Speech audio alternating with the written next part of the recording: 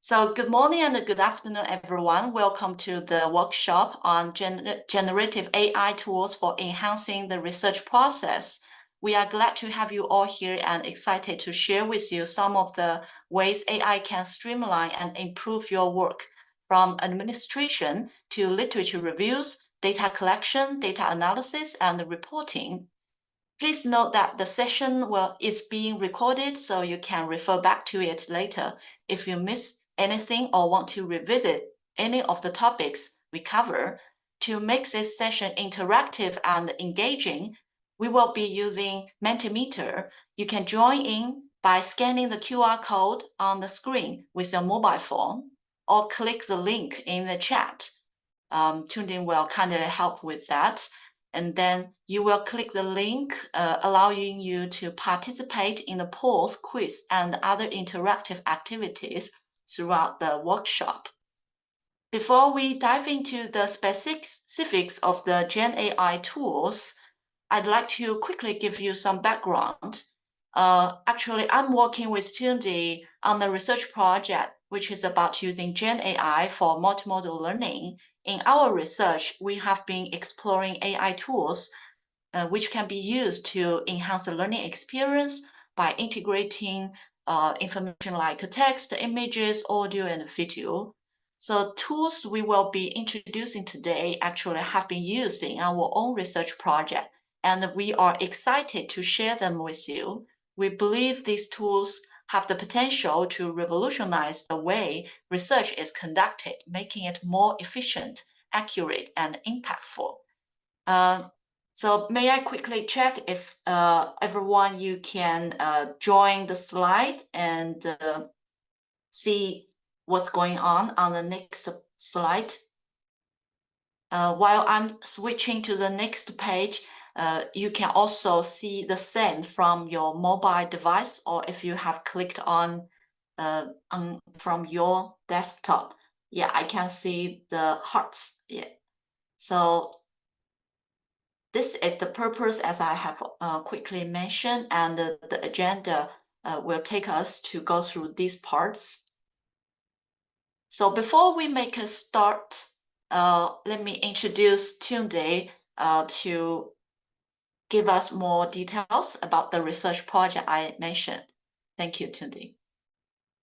Yeah, thank you, Lena, and welcome everybody. Lovely to have you here, and we are, as Lena said, very excited to share with you some of the tools that we've been using, but also very interested to see what tools you are using in your research. As Lena mentioned, the collaborative project we're working on with the staff development agency with CEDA is on multimodal learning and generative AI. I'm very interested in multimodal learning, which is about learning where we combine different modes of communication like images, text, video, or even gestures, facial expressions, and how and exploring how that benefits learning.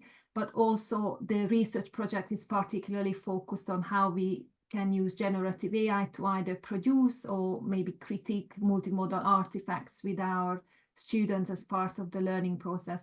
So as Lena said, some of these tools that we using is tools that we use as educational researchers in our work as well. And as well as we're very interested to explore further uses.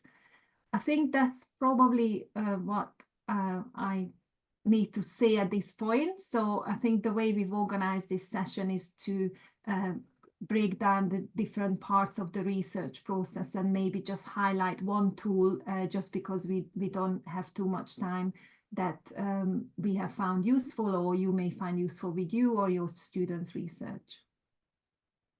Thank you, Tunde. So next, we would like to hear from you. You can either type from your mobile phone or click the link in the chat to join us and share your thoughts. What excites you most about using GenAI in research? If you encounter any difficulties in participating, you can also share your thoughts in the chat, which is more easier.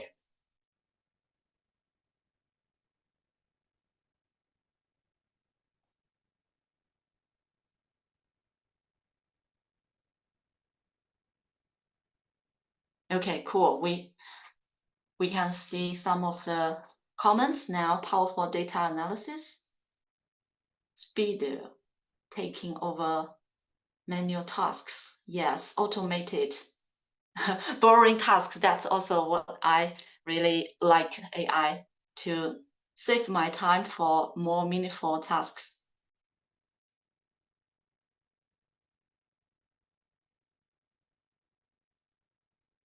Better semantic analysis.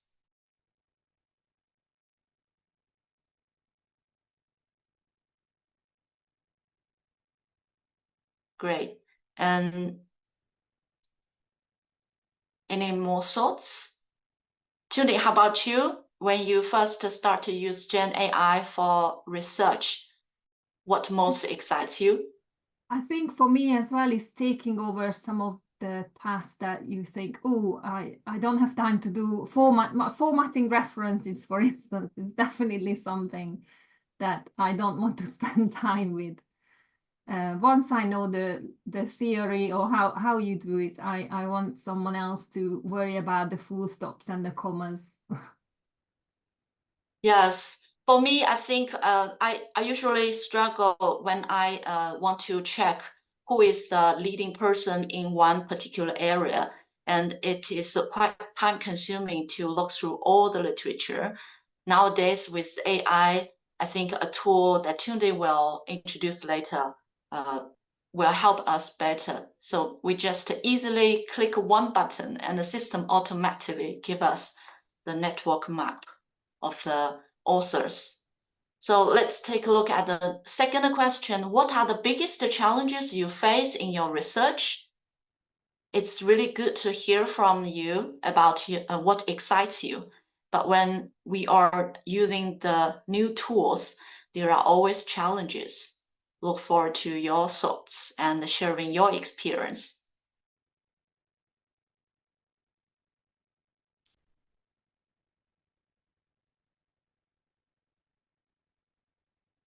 Yeah, if you have any questions, feel free to put them in the chat.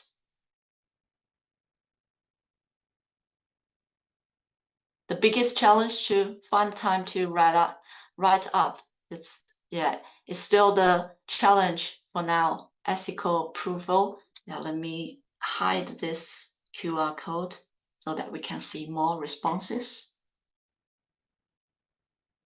Finding funding. I think most of the challenges, hopefully this session will cover and provide you some of the tools might be helpful and useful as takeaway.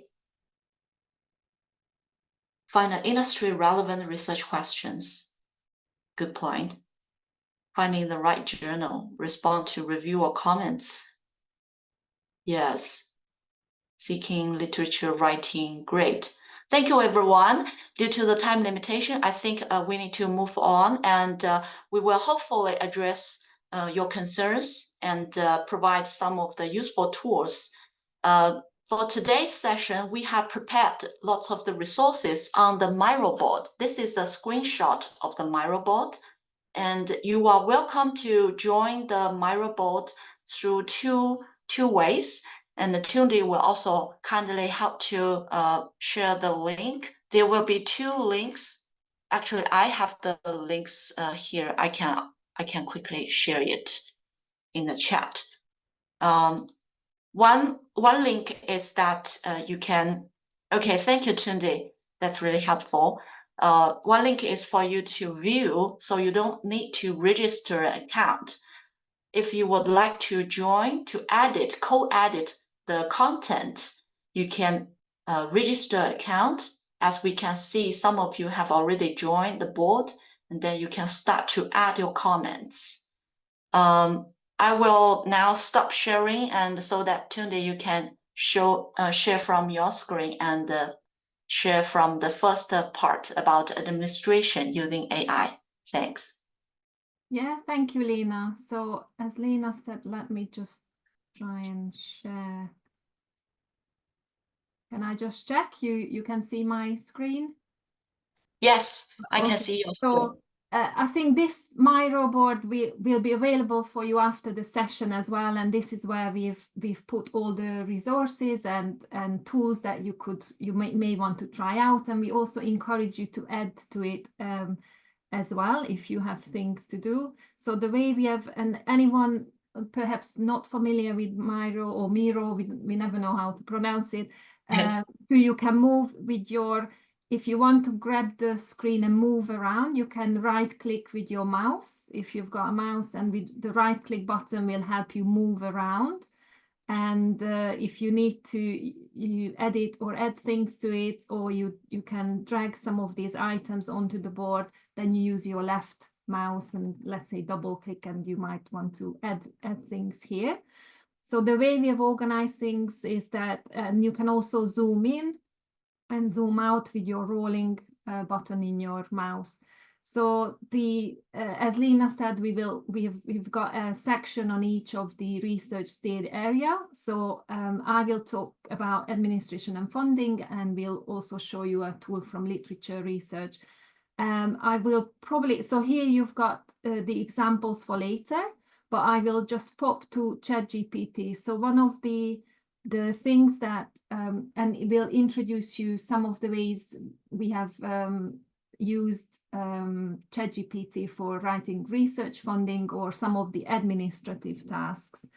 So for a recent bid proposal, one of the things that we had to produce is a timeline with milestones for a 12-month project. So what I have done in ChatGPT, we already had a brief project outline that we've put together, and I've asked ChatGPT to suggest a project timeline and milestones for 12 months.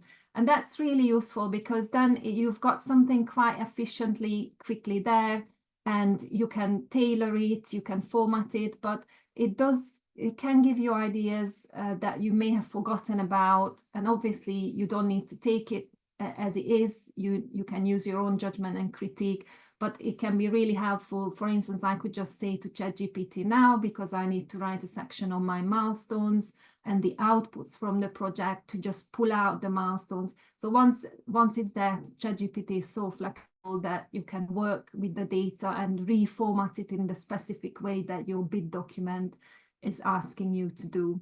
So that's just one example. The other example I will quickly show you where I think ChatGPT can be really, really helpful in various funding bids or in other aspects. You usually are writing things to criteria. So you might already have your project plan, which I'm just going to drop into the prompt box. And one of the things we had to do with this project is look at the inclusivity, equality and diversity considerations, and what aspects or issues may arise and how we might mitigate them. So the funding body had a EDI toolkit and framework already on their website, which we have downloaded. I've also uploaded our project plan, and I'm now asking ChatGPT to come up with some suggestions where we could some of these EDI or inclusivity considerations.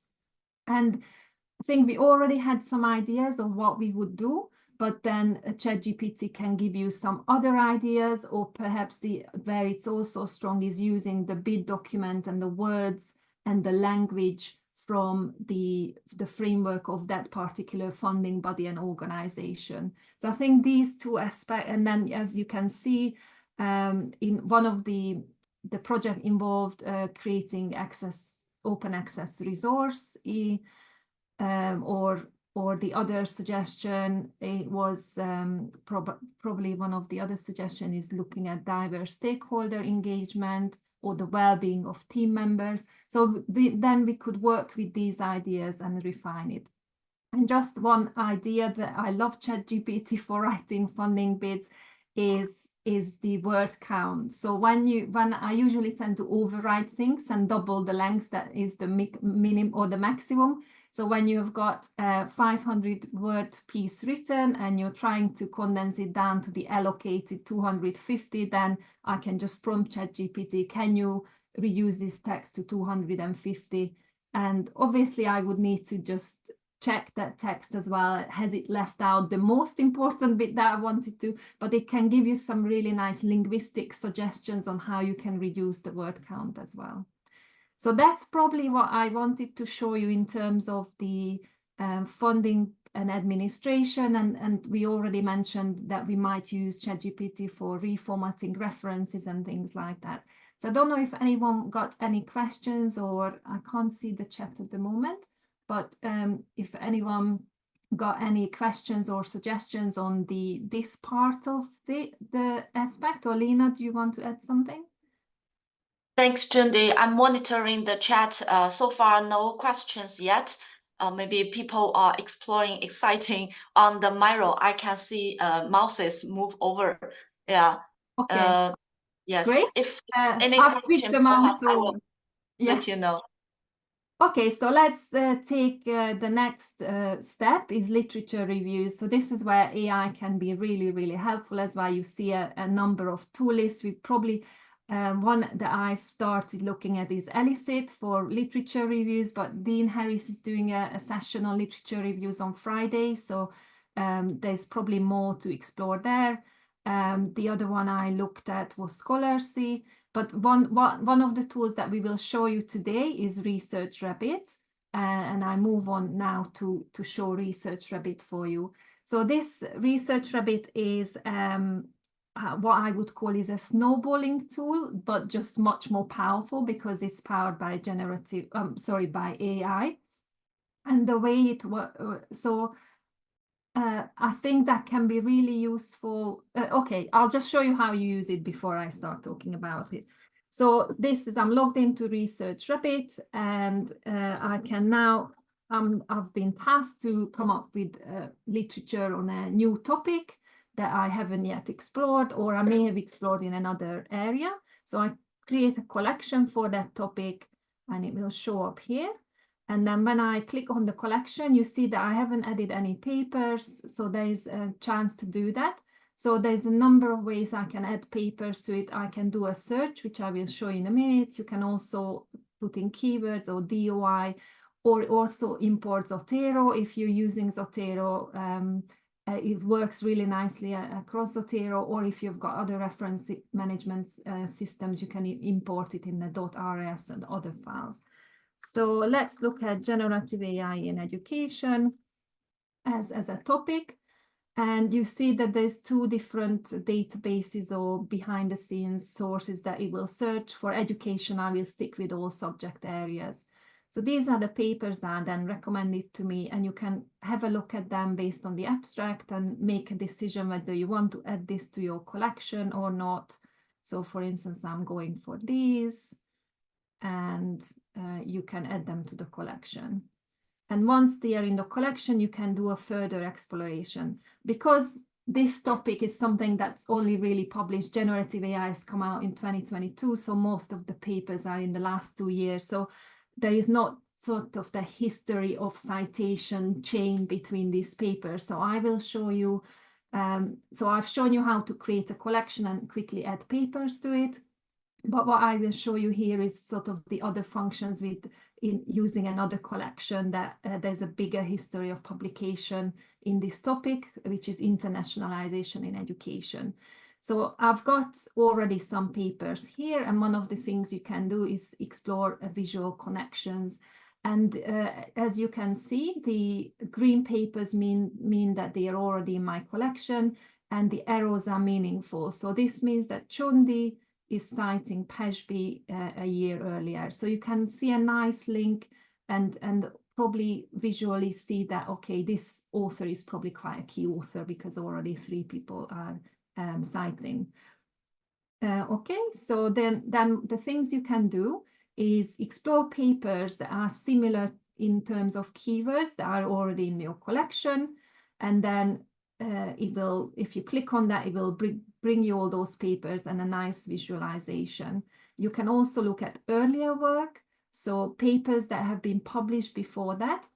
And let's just look at that. So for instance, as I said, the green papers are the bits that you already have got in your collection, and the blue ones are the ones that you haven't.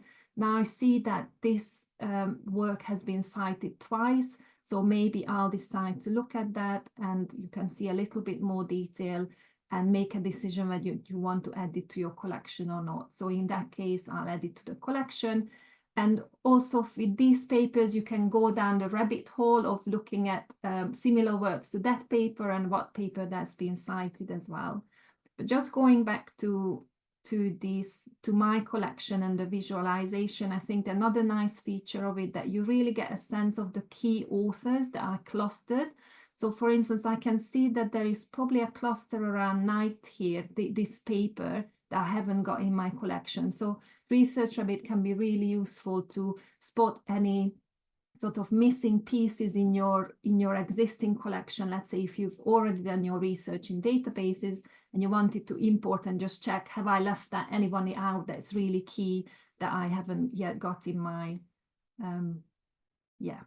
So then I'll decide I'll add this Night paper into my collection because it looks quite strong. And then you can do the same thing with earlier work, later work, and also the other thing you can look at is display the authors that you've quoted, and it will give you a nice clusters of topics and subtopics within your area, and you can also then further explore that author. So this is what I mean by I think that's why it's called Research Rabbit, because you can go down different rabbit holes around that. And then the beauty of this, of course, is that you can export the paper. So if I decide to export all this collection that I've now found, you can do that and then import it in your reference management. And so I think Research Rabbit can be really useful for exploratory when you're just starting out a topic and you haven't really got research and you don't really know the authors, or as I mentioned, you can also use this to check whether you've got any gaps in your literature review.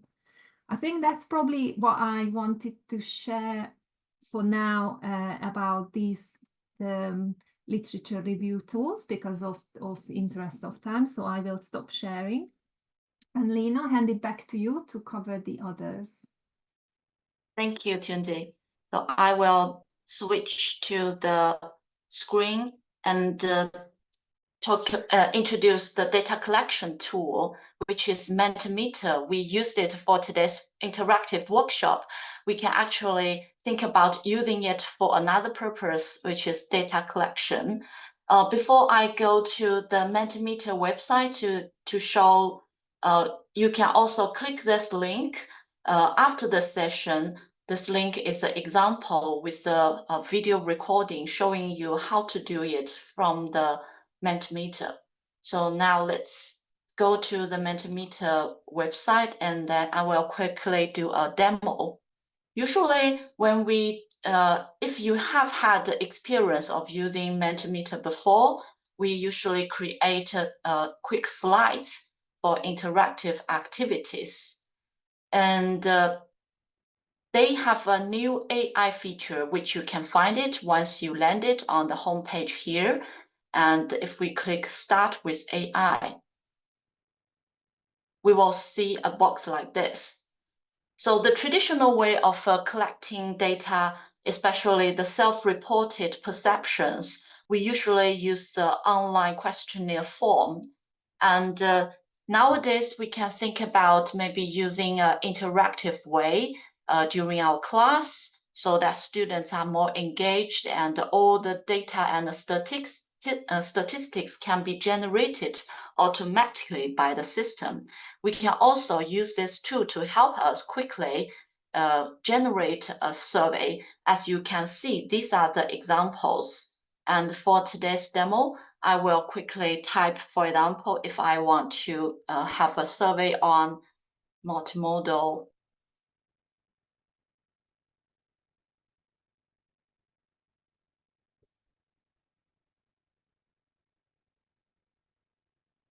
for example, motivation specifically, and then let's see what the system will give us. After I click Submit, the system will show us the choice for choosing the theme. Usually it is very quick. Okay, yes. Now we can choose from the different types of the themes. Actually, they are different colors. So for now, let's select maybe the dark mode, and then the system will generate the draft of the survey. It might take a few seconds.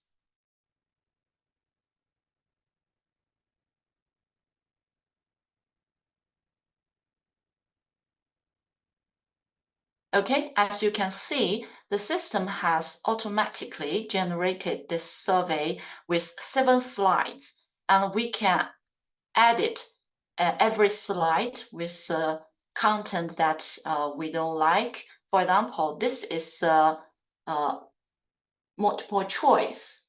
And if we want to change the type of the question, we can always select from this slide type. And for example, scale is usually the most commonly used instrument. We can change this question type to scale so that people can select. And we can also set the question for each scale here like this. We can change all the statements, and also we can add more statements. And how do we use it? Very easy, just like what you have done today. As a researcher, you can either turn the QR code on the slide. Let me show you here. On the right-hand side of the setting area, there is a show QR code option. We can show it, but for this case, it is covering some of the information. So maybe, for example, I will show it on the second page. Sometimes the show QR code button is not on the same page. So for example, this slide, the show QR code is on the interactivity setting page. And then we can show the QR code for students to scan the QR code, or we can click share and get a link here. This is a participation link. Copy it and put it in the chat for students to try. So I will also put this link in the chat if you would like to have a quick try. And you can always add a new slide if you want more questions to be collected. So click new slide, and you can see these are different options of the types of questions. You can also add content with different types. It also integrates with PowerPoint and Google Slides and Miro. And for the results, that's the most important part for data collection. So we, as the creator of the Mentimeter post, we can always come to the results part, because this is a newly created Mentimeter activity. So I don't have results yet. Thanks for someone secretly helped with me. So you can see we can click download to download all the responses for research analysis. So this is very easy tool for us to try some interactive way for data collection. Any questions so far?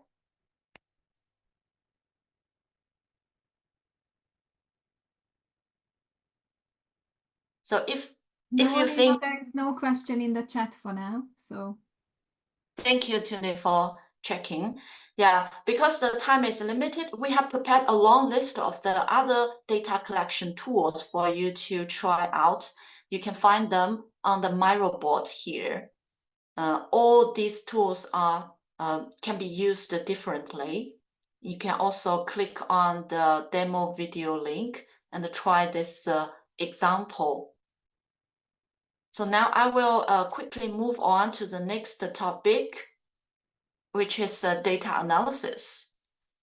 I also see some of the responses of which excite you most is the powerful data analysis tool. Yeah, today this powerful tool is recommended by my colleague Juliana. She has used it for her research, and then I find it very useful. This is the page. Yeah, may I double check if you can still see my screen? Yes, we can, Lena. The Miro board. You can see the Miro board. Yeah. Can you see the screen I switched to Power Drill? Not yet, no. Oh, let me stop sharing and share it again.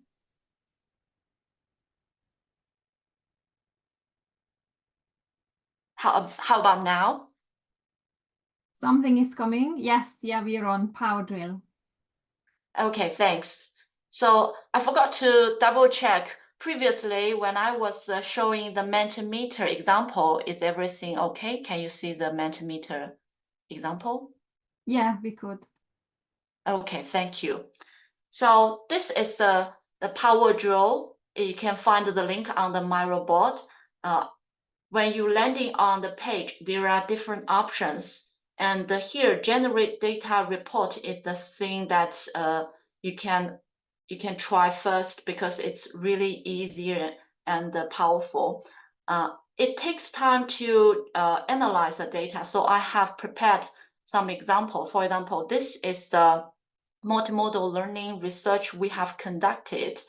We have a spreadsheet which included with all the information we read the literature, and the system can automatically analyze the spreadsheet and generate the report like this. And on the report, we can easily interact with different elements, and we can also download these figures, change the layout to different types of the charts, and also to change the colors and everything we need for the research report.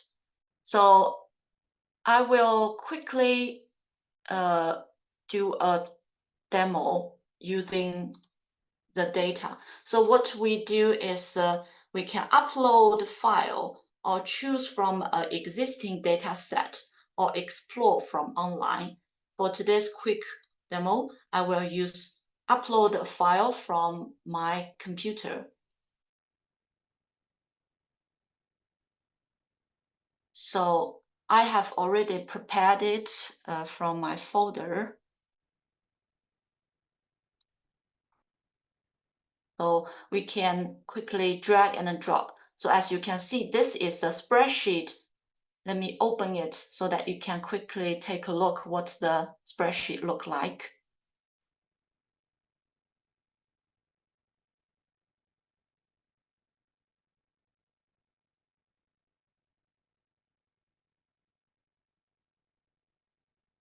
Okay, so this is a data set.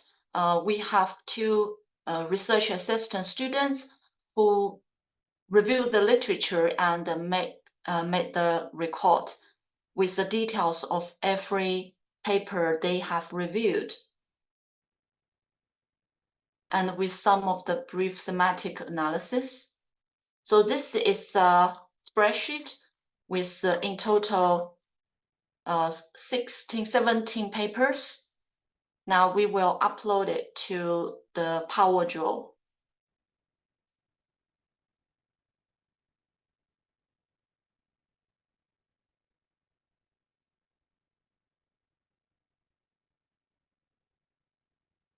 So as you can see, the system might take a few minutes to sync the data source and read it. After the system reading the data source, it will start analyzing it and generate the report that I have just showed to you. I think time is limited. We don't need to wait for this. I will move on to show how can we interact with a data that has already uploaded before. Oh, okay, it has done. So maybe we can wait for a few seconds so that you can see the whole process. So as the progress bar shows, it is now generating the data report. A brief overview of the data set and these questions are automatically generated by the AI.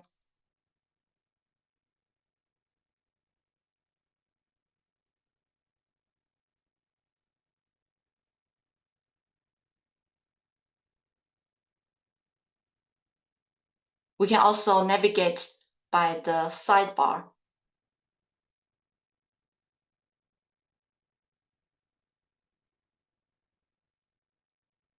And maybe some of you might think, okay, these are the questions automatically generated, but they are not something I'm looking for. So we can always talk to the chatbot after it complete. Let's see how long it will take. If it takes too long, then we will jump to the example I have prepared.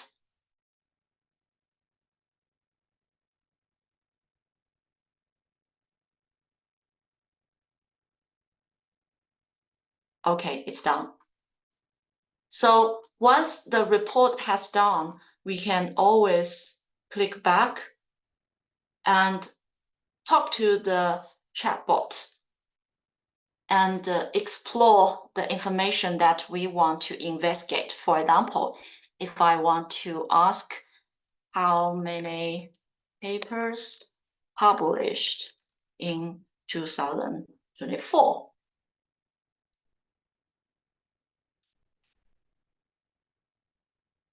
and the system will start to analyze the spreadsheet and give us.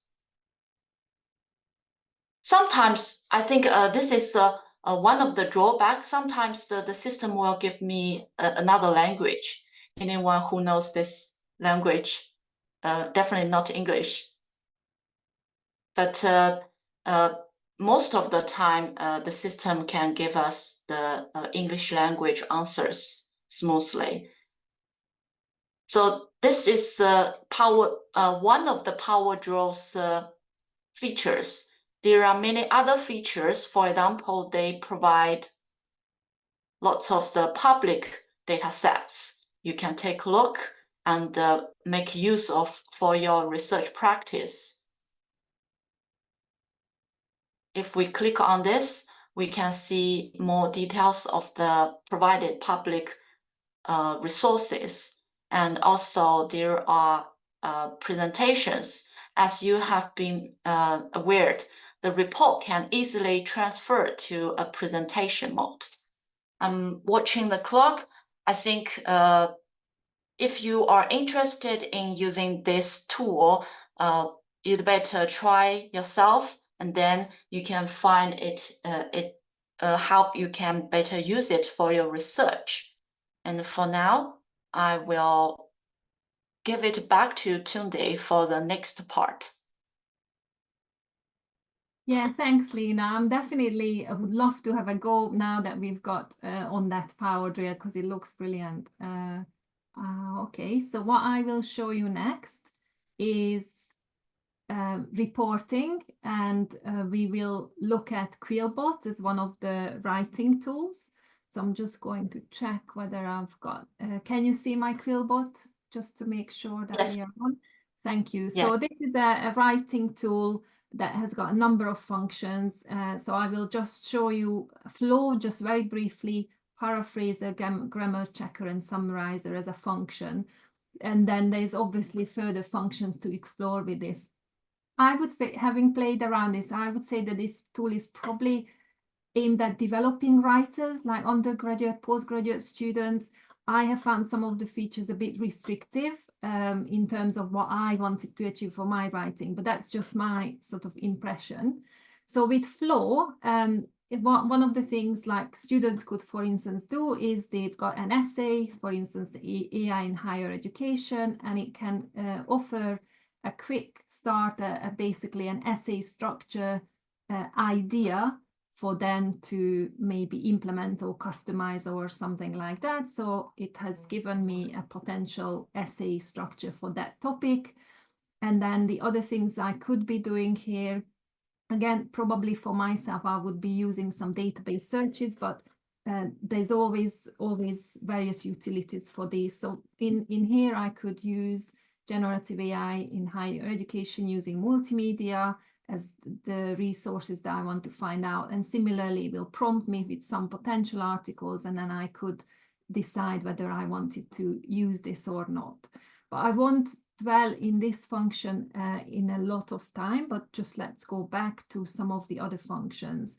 So grammar checker, we just got a master students asking for some proofreading. Now I was going to signpost them to Quillbot and Grammarly, and I'm sure there's a lot more tools out there that do that. So you paste in either a text or you upload a file.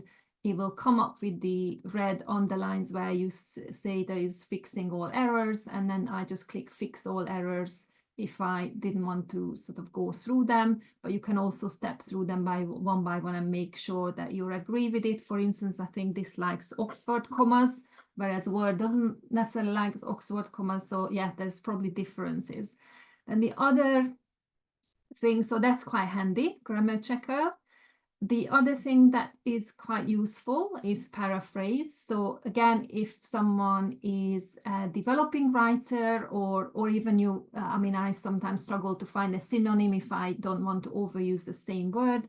You can similarly upload a section and ask it to paraphrase things. And the beauty of that is that you can select different writing styles, from academic, formal, to creative, something more informal. And again, you can double check whether you like this, like the suggestions, or you just want to stick with your own space. But that can be quite helpful if you converting your drafts into more academic style, or your students, or maybe you are converting your academic article in a blog, which is a lot more informal writing. So that can be quite handy. And then finally, summarize. I'll show this summarizing on another example.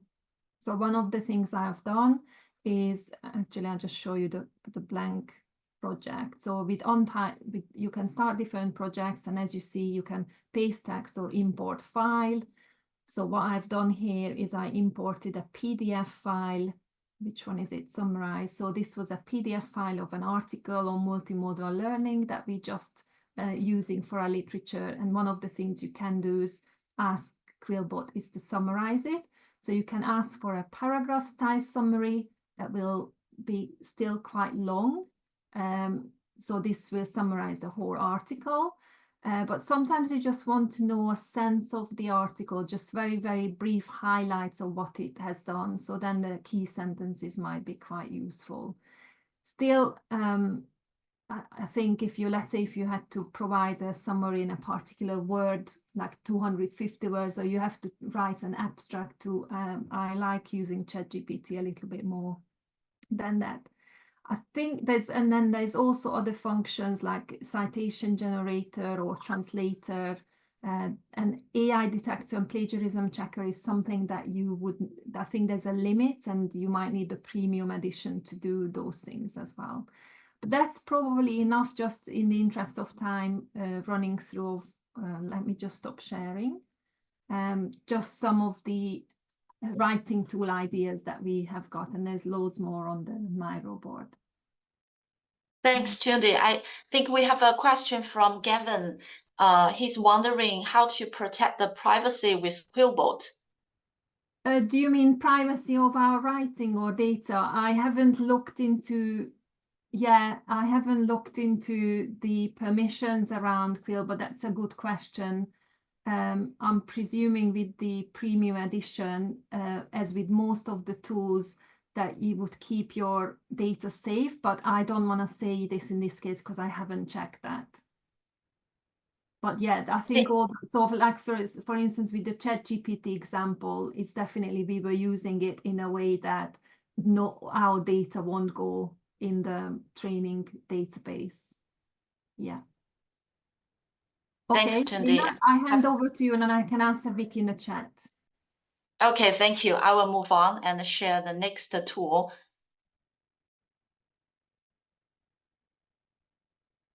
Okay, so now move on to the last part, which is a dissemination. We usually want to share and present our research outcomes easily and quicker. So this is a tool recommended by my colleague, Angela, and I find it very powerful. As you can see from my screen, I have used it to create lots of my presentations. That's massive. So I will do a quick demonstration so that you can see how it can work for us. We can start from here, create new AI. And then there are 3 options. Paste in the text means we can have, if you have already an outline of your presentation, that's perfect. You just copy and paste here. If you got a file or document or existing presentation or a web page, you can choose the 3rd option. For today's quick demonstration, I will use this most popular one, which is create from just a 1-line prompt. And if we click here, there are also other options of the format. We can choose a presentation by default or choose to establish a website, and the system will generate the web page for us. We can also generate a document, and we can choose the language. For this quick introduction, I will choose English UK, as we are UK medium in a joint venture between UK. So this is the option we can select from the cards. By default, it is 8 cards. 1 card means 1 slide. We can choose up to 10 cards without the subscription. I'm currently using a free version. So for example, if you think 8 is too limited, you want to choose 10. And now let's try something. For example, we want to have a presentation to introduce some GenAI tools. So a presentation to introduce GenAI tools for research, for example. Then let's see how the system will give us the outlines. So these are the 10 cards with the topics. We can always change if we are not happy, satisfied with these items. For this quick demonstration, I will keep the default one. And if you subscribe to their advanced versions, you can add as many slides as you want. If we scroll down a little bit, you can see there are 3 options. By default, it is medium, and we can choose to make it a more brief live presentation with less text per card. We can also include more information. Some of the occasions, we really need to show more details. For this demonstration, I will choose the default one. And the image source, we can choose the AI to generate the image. We can also use this automatic selection from the website, or do it through the web image search. So for this demo, I will use the AI images. For AI images, we can choose which large language model we want to use. As you can see, some of the models, they have Pro. That means we need to pay for that. So we can always choose from the free versions. For example, Stable Diffusion XL. So let's choose this one. And here you can see, by continuing, I need to pay 40 credits. Every free account will have, I think, at least 200 credits. So I think it's enough for us to try and generate some of the presentations. So now let's use my 40 credit to see a quick demo. The next step is for us to choose a theme. There are lots of existing themes that we can select from. We can also customize if we are not satisfied with the existing ones.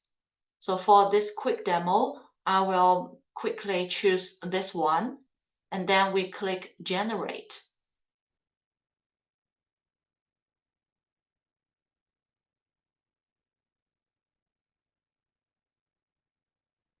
So as you can see, the system started to generate the content, including the images will be generated according to the theme and the content.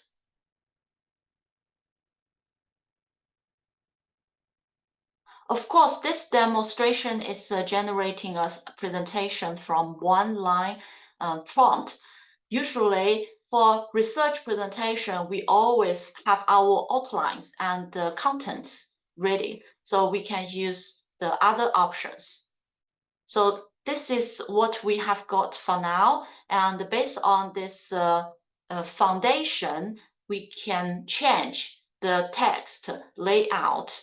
For example, for this slide, I don't want this layout. I can change the picture, and I can also change the format. So these are the different formats if I want to change it to a format like this, or the background. And there are also options for us to change the layout. For example, this is a table with four items. We can change it to different versions, and we can change from bullet points to other formats like timeline. We can always use the AI function to help us. So it's here for each slide. If I want to talk to the AI chatbot to make a quick change, you can see these are the credits you need to spend to further improve and change the presentation. I'm watching the clock. We have a few minutes to go, so I will stop by here to see if we have any questions. Yes, Lena, there's a question from Lee about, do we need to have proper license to use these tools? You can create a free account, and each free account will give you, according to my memory, give you about 200 credits. So for example, you can see I got these credits from my free account. After I used up these credits, I need to consider about subscription. Did I address your question? And then thanks, Lena. And there's a follow-on question from Olivia that how do you earn credits after the use of the initial ones, or are they gone once you've used them up? Is that what you meant?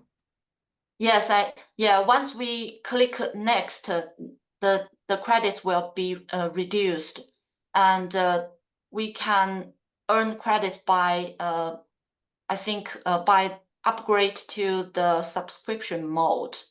This is their business mode, but I think it makes sense because they have made efforts to make our life easier and better. So It sounds like you've done quite a few presentations without using up your credits yet. So yeah, I have subscribed to this tool for a few months before. Yeah, just stopped the subscription this month because I have already got plenty of presentations for now. In future, if I need more, I will maybe continue. Thanks, Lena. No problem. So time is limit. Let's come back to the Menti slides. We have one final question to ask before we wrap up. So after today's session, hope you have a better view, and hope some of the tools can provide insightful and useful ideas.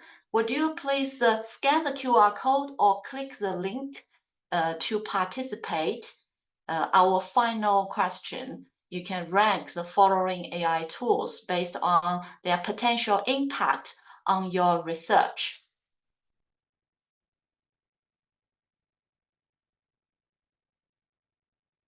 To join this activity, you can either use your mobile phone to scan the QR code or click the link in the chat that Tunde has shared before. And Tunde has just shared it in the chat again. Cool. We can see for now, the first one is using AI for data analysis, and then literature review, and then administration. With more participants, the result is changing.